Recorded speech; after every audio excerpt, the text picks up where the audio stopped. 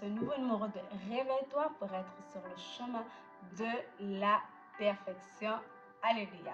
Alors oui, le chemin de la perfection, c'est simplement Jésus-Christ, notre Seigneur et notre Sauveur. Alors, dans ce nouveau numéro, nous allons parler de l'éducation des enfants. Alors oui, l'éducation des enfants passe également par la santé des enfants. Et qu'est-ce que c'est la santé des enfants?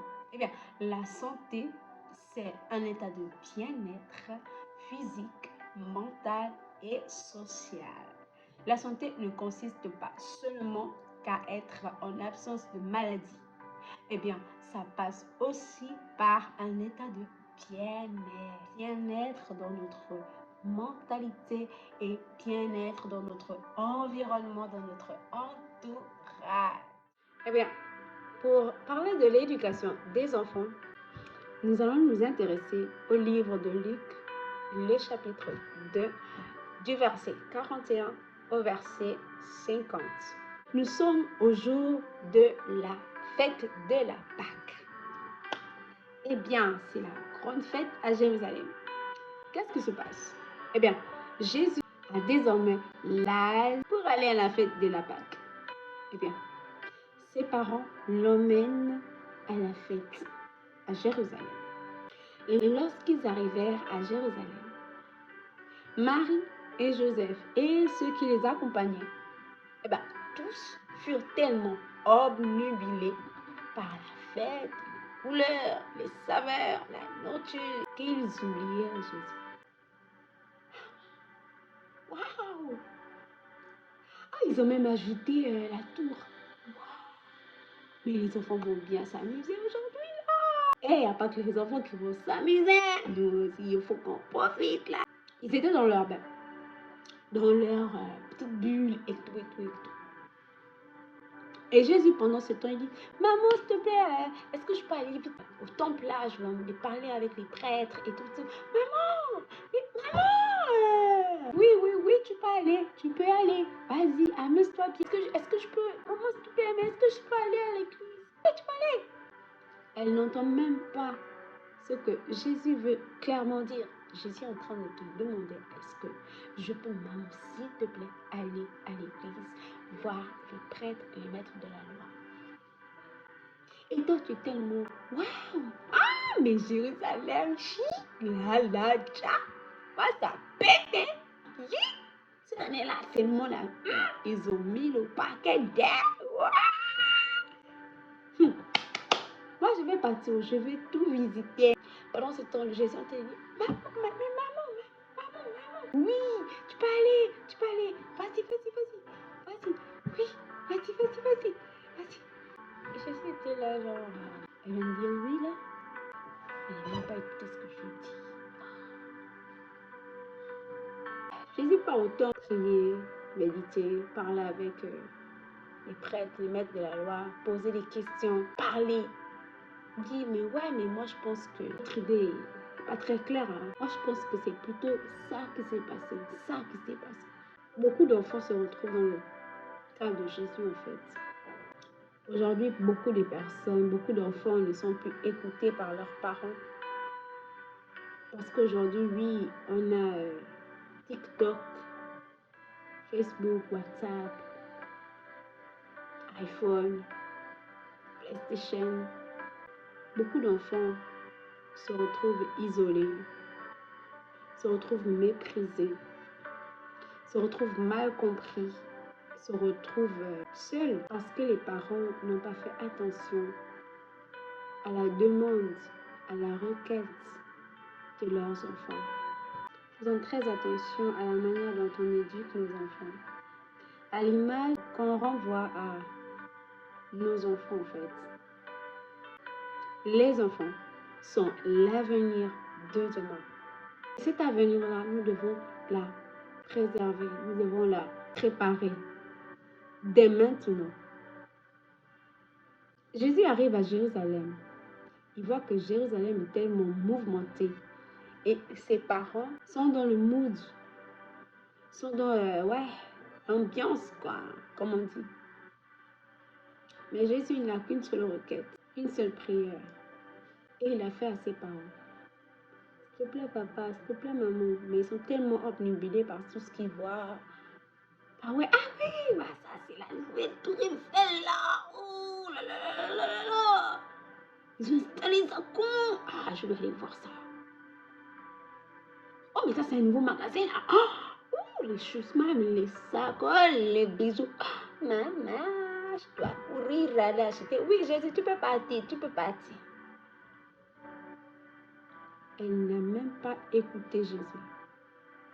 Elle n'a même pas écouté ce qu'il avait à dire. Elle a juste dit, oui, tu peux partir. Jésus est parti. Il a profité à être dans le temple, à questionner les prêtres, les maîtres de la loi. Et les prêtres, les maîtres de la loi ont vu que cet enfant était tellement intelligent. Mais j'ai côtoyé les enfants ici, mais cet enfant-là, tellement intelligent, il est tellement, je suis tellement stupéfait. Waouh! Quelle intelligence, mais il se démarque de loin en fait. Waouh, il doit avoir des parents vraiment, voilà quoi. Et pendant ce temps, les parents étaient occupés à faire la fête. Ils ont oublié le plus important. Écouter l'enfant.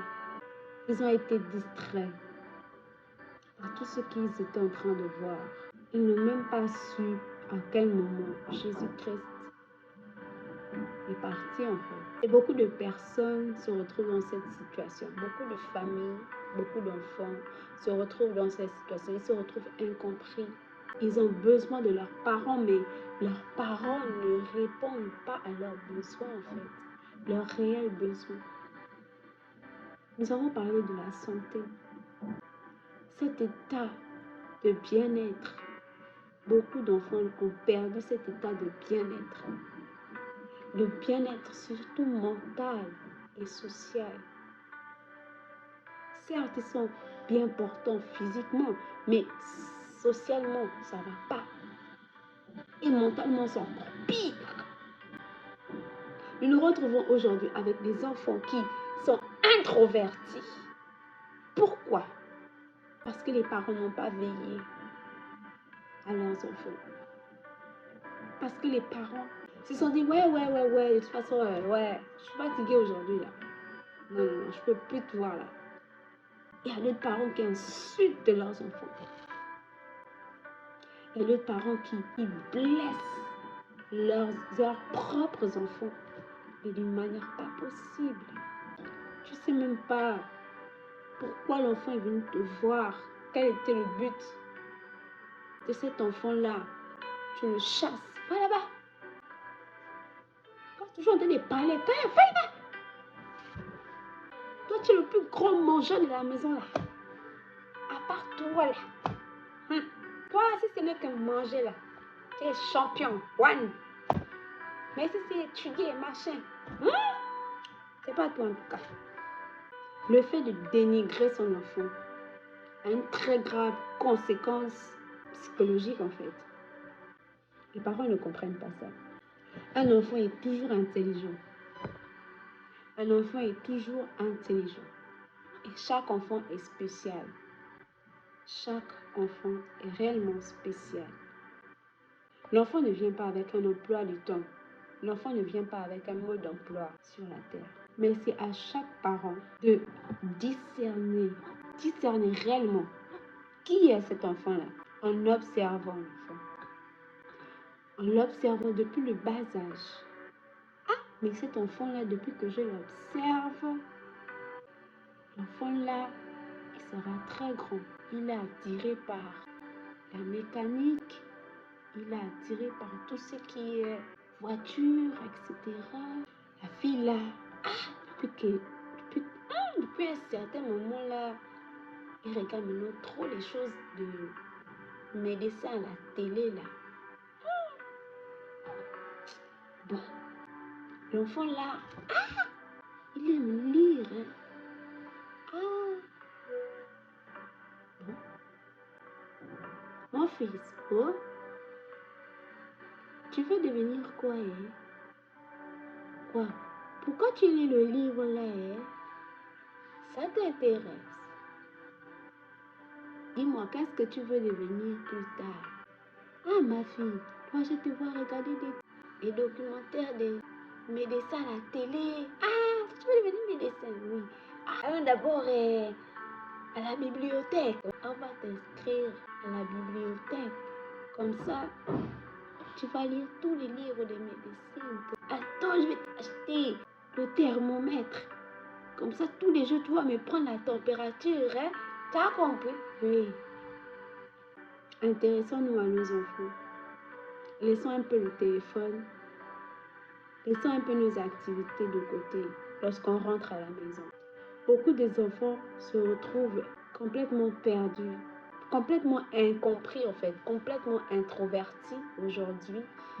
Ils n'arrivent pas à s'exprimer, ils ont peur même de parler avec leur père, de parler avec leur mère, de dire même des petits mots comme je t'aime papa, je t'aime maman.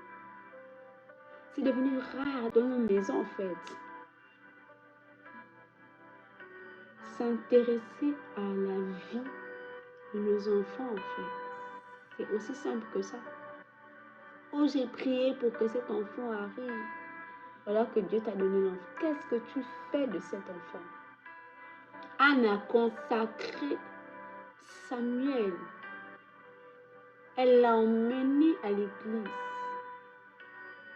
Elle l'a emmené au temple. Qu'est-ce qui s'est passé? Samuel fut le prophète de sa génération. Lorsque tu négliges l'éducation de ton enfant, tu négliges la destinée de ton enfant.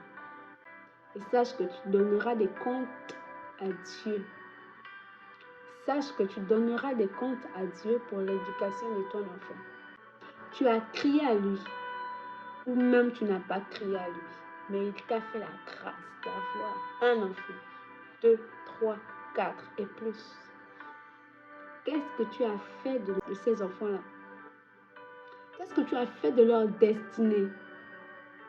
Femme, homme. Est-ce dans la boisson que tu as laissé la destinée de tes enfants? Et il y a certaines personnes qui ne cessent d'insulter les enfants. Jusqu'au point où l'enfant s'isole, ne veut plus rester avec toi en fait. Mais tu ne te poses pas la question, mais pourquoi mon enfant est devenu tellement isolé? Pourquoi chaque fois que je rentre dans la maison, l'enfant est toujours enfermé dans sa chambre en fait? Pourquoi? Eh bien, parce que tu l'as blessé. Et il est temps de réparer ce qui a été fait. C'est le temps de restaurer. Lorsque Jésus est rentré dans le temple, il est en train de parler au prêtre, le maître de la loi. Le maître de la loi posait des questions et Jésus répondait. Et Jésus posait des questions et le maître de la loi était stupéfait de sa grande sagesse. Et pendant 3 jours, il resta là-bas.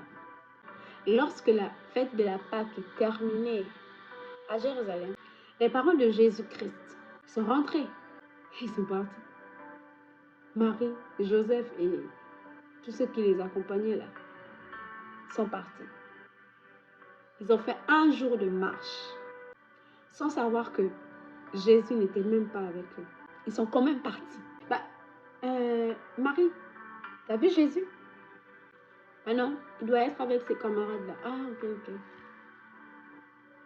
Elle n'a même pas pris le temps de vérifier s'il était exactement avec ses camarades. Mais non, t'inquiète pas, il doit être avec ses camarades.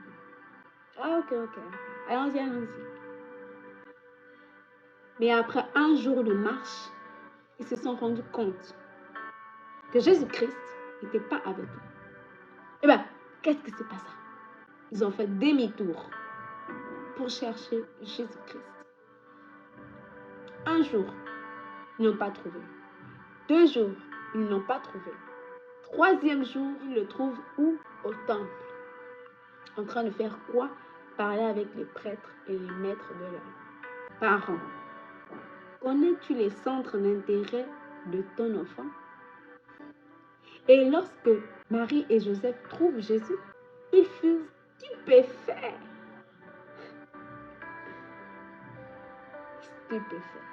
Au point où ils ne pouvaient même pas placer un mot. Et Marie dit, Jésus, pourquoi m'as-tu fait cela? Pourquoi nous as-tu fait cela? Ton père et moi, on est en train de te chercher pour 3 jours. Hé, mon fils, pourquoi? Et Jésus dit, mais pourquoi me cherchez-vous? Vous ne savez pas que je dois faire la volonté de mon Père. Vous avez oublié que je dois faire la volonté de mon Père. Vous allez vous amuser, non? Bah, amusez-vous. Vous avez terminé. Maintenant, vous me cherchez. Pourquoi? Quand je vous ai bien dit là où je partais, non? Je ne vous ai pas dit. Vous étiez là, en train de... Voilà, quoi. Vous n'avez pas prêté attention à ce que je disais parce que ce que je dis, c'est toujours... Ça sonne comme du blabla, en fait, dans vos oreilles. Vous m'écoutez jamais. Faites ce que vous voulez. Et vous êtes stupéfait de me trouver ici dans le temple. Vous saviez très bien que je dois accomplir la volonté de mon Père. Et au verset 50, on dit, mais ils ne comprirent pas ce que Jésus leur disait. Mais Marie et Joseph, qui l'ont tellement cherché pendant 3 jours, ne comprirent pas ce que Jésus voulait dire. Pourquoi? Parce qu'ils avaient perdu la connexion. Pourquoi? Parce qu'ils avaient perdu la sensibilité, l'écoute. Ils avaient perdu la communion avec leur enfant. Et l'enfant s'est isolé.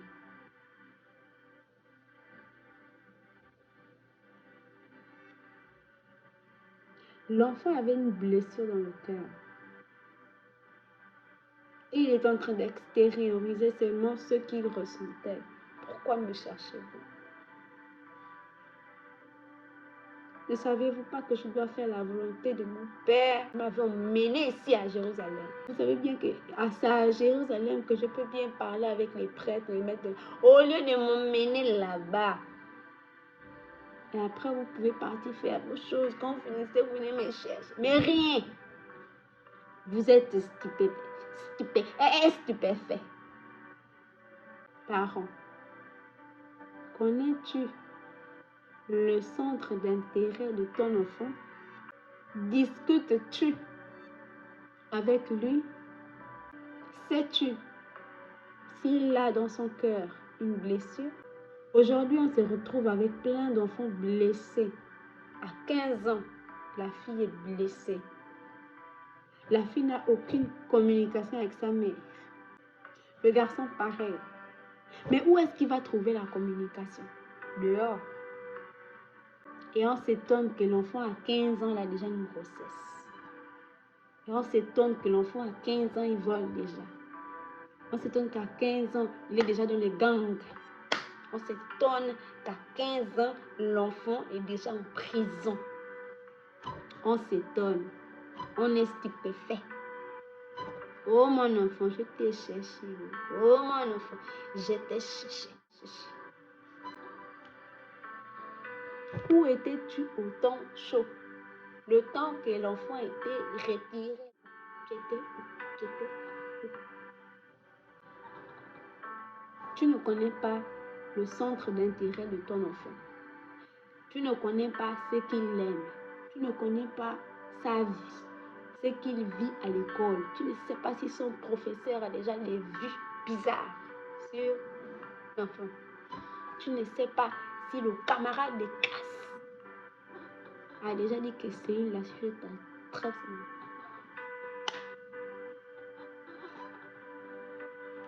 Tu ne connais connais pas la vie de ton enfant. Tu es tout le temps sur TikTok, tu es tout le temps sur Facebook, tu es tout le temps occupé sur WhatsApp. Tu WhatsApp avec qui? On ne sait pas. Tu es tout le temps au travail. Quand tu rentres à la maison, oh, je suis occupée pas là-bas avec ton père. La fille a besoin de communication avec sa mère. Mais toi, tu as fermé la communication avec la fille. Bon, papa, on me drague à l'école. Je fais quoi? Va voir ta mère là-bas. Maman a dit, va voir papa. Papa dit, va voir maman. Bon, je ne vais pas voir qui? Ma grande soeur. Je sais pas comment t'aider, ma belle. Enfin, même la fille, elle a même peur de partir voir sa grande soeur. Tellement elle est mal comprise dans la maison. Parfois, l'enfant est tellement intelligent, mais il a l'école, il fait exprès de ne pas avoir la moyenne en classe pour amener les zéros à la maison, pour attirer seulement ton attention. Toi, tu as eu zéro comment? Elle est devenue bête, hein? Oh! C'est quel enfant qui est ramassé comme ça, là? Ah, tu ne m'amènes plus les 15, hein? Tu m'amènes même les zéros. Tu ne t'inquiètes pas de la vie de ton enfant. Demain, quand tu vas devenir voleur, quand il sera dans un cercle d'amis bizarres là, qu'est-ce que tu vas dire? L'éducation de nos enfants. Parents, soyons conscients. Parents, soyons réveillés pour être sur le chemin de la perfection. Réveillons-nous en tant que parents, en tant que grands frères, en tant que grandes sœurs. Réveillons-nous. Parce que le monde ne va pas t'atteindre. Si tu as fait ton éducation, tu as fait l'éducation de l'enfant, tu n'as pas fait l'éducation de l'enfant. Le monde là, ça attrape tout le monde. Maintenant, c'est à toi qui as reçu l'éducation de te ranger du côté où Jésus s'est rangé là. Pour dire que je suis arrivée dans un endroit bizarre. Pour ma sécurité, je m'en vais me mettre tranquillement. Maman m'a dit que quand j'arrive dans un endroit comme ça, mieux, je me mets d'abord à l'écart. Je vois. Je sens que c'est pas bon. Demi-tour. Papa m'avait déjà dit ça. Oh. Non, j'écoute ce que papa a dit. Quand il y a des braqueurs, papa a dit comme ça. Je prends déjà je pars vidéo sur le boutiquier. Je compose le numéro de papa. Ting, ting, ting, ting, ting. Voilà, je fais comme ça. Parents, éduquons nos enfants. Soyons attentifs. Ne soyons pas obnubilés par tout ce qui se passe dans la société. Aidons nos enfants à être en bonne santé mentale. Car si nos enfants sont en bonne santé mentale, leur santé mentale peut influencer la santé sociale. Et c'est ça, l'avenir de demain. Alors ce matin, je vais prier pour toutes ces personnes qui ont négligé l'avenir de leurs enfants, qui ont traité leurs enfants d'une manière horrible, en les insultant, en les dénigrant devant tout le monde. Je vais prier pour ces personnes, pour ces parents qui ont abandonné leurs responsabilités, qui ont refusé de croire ce que leurs enfants est en train de dire. Eh bien, je vais prier pour ces parents qui se sont comportés comme Marie et Joseph. Tous ces parents qui étaient obnubilés par tout ce qui se passait autour d'eux et qui ont négligé l'éducation de leurs enfants. Je vais prier pour vous. Éternel mon Dieu, nous te rendons toute la gloire. Merci parce qu'en toi tout est possible. Voici toutes ces personnes, Seigneur, qui ont négligé l'éducation de leurs enfants. Voici toutes ces personnes, Père, qui ont comme Marie et Joseph décidé de se conformer au siècle qui les entourait, aux choses qui les entouraient et qui ont négligé l'éducation de leurs enfants. Père, je prie pour ces personnes, pour tous ces parents qui ont entendu ta parole ce matin. Je prie afin que ta grâce, ta miséricorde, Seigneur, soit sur eux. Pardonne-les, Seigneur, ce matin, au nom de Jésus. Père, que ta grâce, ta miséricorde soit encore sur eux. Ils ont entendu ta parole ce matin. Ils ont compris que négliger l'éducation de leur enfant, c'est vraiment négliger l'avenir de la société de demain. Je prie afin que leur comportement, Seigneur, dès aujourd'hui, puisse changer. Au nom de Jésus. Que ta grâce, ta faveur leur soit accordée encore en ces jours. Que toi seul puisses encore laver, Seigneur, leur entendement. Leur aider à pouvoir comprendre, connaître les centres d'intérêt de leurs enfants. Aide ces parents, Père, à pouvoir communiquer avec leurs enfants, à pouvoir créer des liens solides avec leurs enfants. Au nom de Jésus-Christ. Père, je prie que le voleur ne vienne pas voler, Seigneur, la vie de ces enfants qui se sont sentis ou qui se sentent encore blessés. Je prie que toi seul vienne et les ramène à toi, tel le berger, Seigneur, qui rassemble, qui va à la recherche de ceux qui se sont égarés et qui les ramène à la bergerie.